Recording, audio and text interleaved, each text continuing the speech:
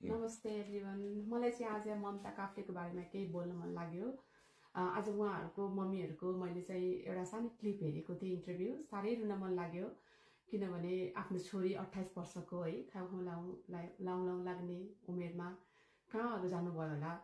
मलाई चाहिँ अस्ति सानो हस्बेन्डको पनि क्लिप हेरेको थिएँ। त्यो हेर्दाखेरि चाहिँ बढी त्यहाँ हेर्नु पर्ने चाहिँ हस्बेन्डकै लाई पनि केही बढी केयरकार गर्नुपर्ने देखियो कि बाहिर भन्दा पनि हस्बेन्डलाई नै थाहा हुनुपर्छ के भएको छ कस्तो भएको छ भनेर। किन उहाँ त घरबाटै हराउनु भएको, लास्ट सिन त घरमै भएको र उहाँले 5 डेजसम्म पनि कसैलाई इन्फर्म गर्नु भएन। इभन केटीकै प्यारेन्ट्सलाई पनि ढाकिरहनु भयो भनेपछि उहाँबाटै इन्भेस्टिगेसन गर्नुपर्छ होला जस्तो लाग्छ मलाई त बढी चाहिँ।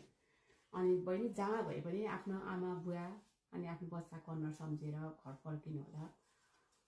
होपफुली उहाँ हामी सबैले प्रे गरौँ कि उहाँ सेफ हुनुहुन्छ र चाँडै आउनुहुन्छ भनेर। Thank you. नमस्ते एभ्रिवान।